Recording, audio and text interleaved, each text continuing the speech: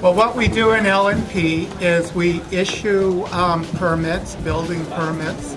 We also take care of licenses for the various professional people.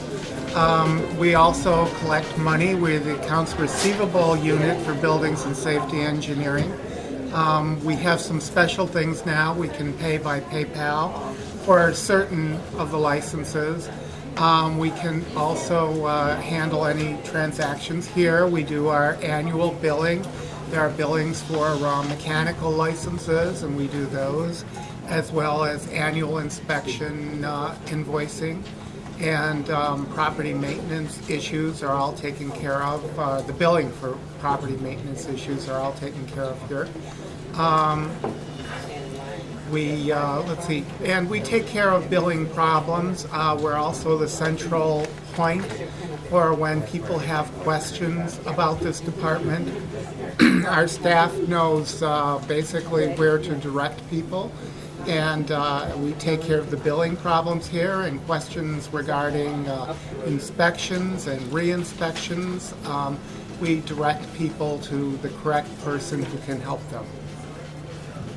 Yeah, fire insurance escrow. Oh, fire insurance escrow is also handled in this office, and that would be when a property has been burned. We take a proportion, it's a state law, we get a proportion of the money, about 25%, and that money is held until the property is either demolished or restored. And once that property has been restored or demolished, we can then release those funds. We also work with the public in terms of we will pay their contractor directly out of the funds that are being held in escrow. Yes, sir. Any news on the pre-sale inspection? Yeah, it's going through the council. The chances are, but it will continue in some form, but it most likely be more of if you want to do it as opposed to requirement. Yeah, but it's going through the council. And why do you do the change? Why would you do the change at this point, given the fact that I'm a real estate broker? Okay. Okay, so I'm asking that question for that very reason, because I understand that in some cases, a person might not be able to do the private home inspection. They should, but at the same time, they might not be able to afford to. And in some instances, when the pre-sale inspection was done, it actually helped the person as far as the purchase of the property. That's correct, and I would really personally recommend it. You know, you continue it, especially since you're in real estate. It does a lot of good to the buyer. You know, but the department is looking at it from the perspective that, yeah, it's lost revenue for us, but at the same token, we don't want to, we are trying to make it simpler for people to, yeah. So we want to kind of slow it down, make it, put it, if you need it, then you ask for it. Yeah. When will it come up for vote? Yeah. If you could try to use your outdoor voice. Right now, we don't know the schedule yet. It's not tabled yet for vote. Yeah. Yes. So I have a low voltage wiring business. For me to employ electricians, even master electricians that can come pull permits, and I thought about expanding to do contractors that work with me to do mechanical. Are there any permits or licenses that my company has to have to employ those guys? No, not you, but the electrician does need to be licensed by us. Yeah. Yeah, so that's what we need to worry about. But as long as he has his license, the actual company doesn't have to have any special permits. That's correct. Yeah. But the registration is done by the electrician. Right. Yeah, but not by you. Right. But because that's that's who will put the permit. Right. Yeah. So that's who needs to be licensed. Any other questions? Oh, there we go. So you would go online maybe if you just want to find out about whether or not you need a license? or? Well, you could call us directly. You could call our contact number, which is 313-224-3168, and we could help you with 3168, and we could help you with questions there. There are phone numbers for all the divisions on the website, which is DetroitMI.gov, and then you navigate over to Building Safety Engineering. And if you flip through the divisions, there should be the manager's name and email and a phone number to reach that division. Okay, one last question. Are you all instituting anything regarding the property maintenance code? Anything new as it relates to businesses? Oh, that'll be the next stop. Actually, Actually, I thought I'd get a hands up. Might be privy to all of the underlying of all of the individual departments that we could tap into, who could help us with some ease of entry. We could call a general contractor who knows, they're pretty privy to all of the expectations from licensing and permit to building and safety and inspections. Do you have someone that you could just make that referral? We call them, come out and talk to us, give us an opportunity to feed off of them so that we don't burden you. We can't all get down to city council or to this building, but could we have someone on speed dial who might be able to give us reference? Does that make sense? It does make sense, and really, we just had a new, we have a new director, and that's what we are talking about is senior management right now about having a one-stop, one-shop type of thing for the department, so that we just give you a phone number to call, and they should be able to answer your questions or at least point you in the right direction. So currently, we are talking about it. Yeah, right now we don't have it, but that's part of what who do you work with trying to frequently so I implement. can make a phone call? well, actually, in terms of making a referral to another business, the department cannot do that. So I would recommend talking to someone who's had a good job done. Like even if you went into a restaurant and taught one that you liked and you loved what they did with their build out, ask to speak to the owner and say, hey, who'd you work with? Can you give me some tips? That and probably speaking with Kimberly, who probably's got some connections as well, or other people in the support network. Unfortunately, right now I don't have the biz grid, but there are a lot of organizations that do small business support who may be able to give you those kinds of referrals. And you know what, we actually offer technical assistance that our entrepreneurs can apply for. And one of the areas that we want to build up is exactly what Laura is referring to. We'd like to be able to have consultants that we can refer to that know your systems inside and out. So I think she's trying to queue up an opportunity to fill that gap on our behalf. So that's what that refers to.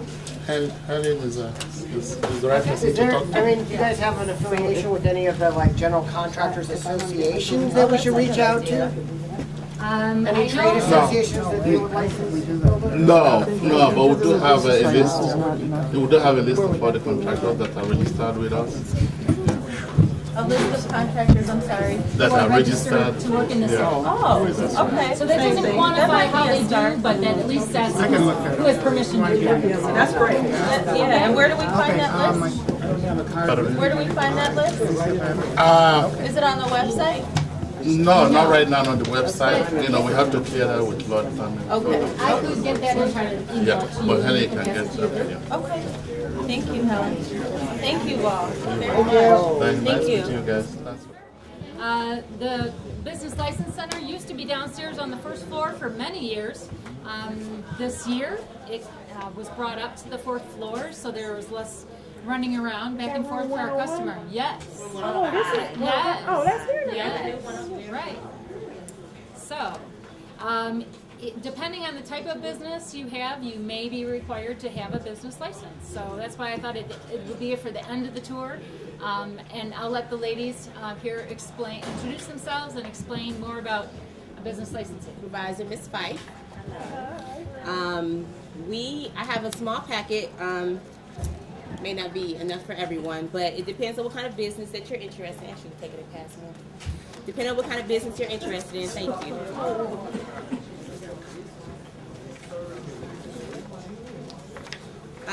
This is a listing. The first page is a listing of all the businesses that are required to be licensed in the city of Detroit. The second page is what would be required for you to bring in. And the third page is inspections that will be needed on your location in order for you to receive a business license if you fit the first two pages. if they have anything to do with you.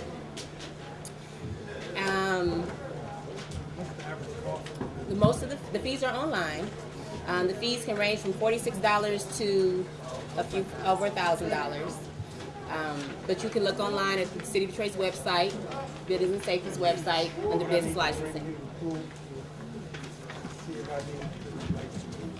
If I have my IN number and stuff like that, tax ID, I would just bring that to you. No, if you find a business on this list that you are interested in, that you want to open up, then you will refer to the second page, and the applicant would bring the following, which is items 1 through 7. In order to apply, in addition to that, you would have an application that needs to be completed. The application is kind of thick, so I did not, give that to you all. But you would need items 1 through 7 in order to apply with the City of Detroit. And after you have items 1 through 7, you would go to the third page and get your inspections. In order to receive a business license in the City of Detroit, you will need a property maintenance inspection, fire inspection, health when it's applicable, taxes approved by the City of Detroit, income tax and property tax. Does anyone else need a 3-page document? The building permit is the permit, the electrical permit. There's the trade licenses for if you're an electrical contractor, plumbing contractor, and then this is a license for your particular business if you are in a certain category. And those categories tend to be things that are more highly regulated, like gasoline or cigarettes. They're mobile businesses and places where there's other health concerns, where a lot of people might congregate, or if it might be food related, that type of thing. So that there are special requirements that for those types of businesses, which is why they asked for the business license to be issued. Yes, sir. What is your question?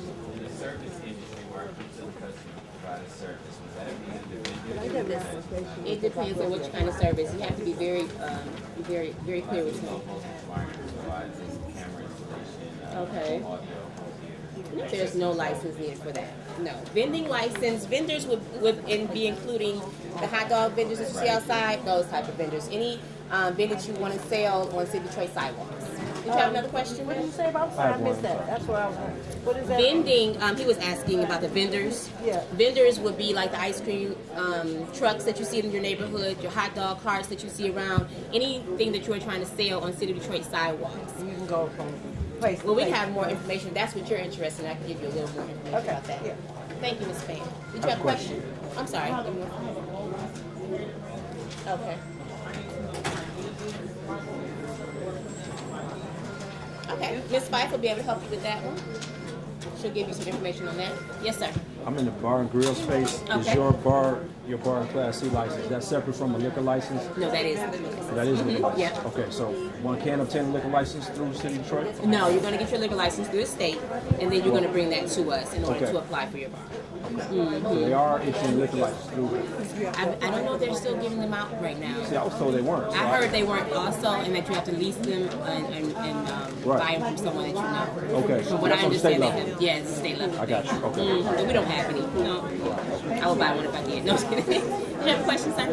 Yes. Who requires Michigan sales tax license? All businesses just about require a Michigan State sales tax license. Anytime that you're selling in the state of Michigan, you require to have. Okay, even if it's a service business? Well, actually, that is more of a state level question. So if you wanted to know if your business is required to have a sales tax license number, you would need to contact the state of Michigan. Okay. But in order to apply on any of these here, which is not services only, then you would need a sales tax license. Yeah. We do not license any home-based businesses. Wine only, yes, you would need a license. It would fall in the bar. Yes. This part of the tour is concluded. I'm sorry. This part of the tour is concluding, so we're going to head over to room 401. Great. Thank you Great so one. much for your time. Yes, that was great. Thank you. Absolutely.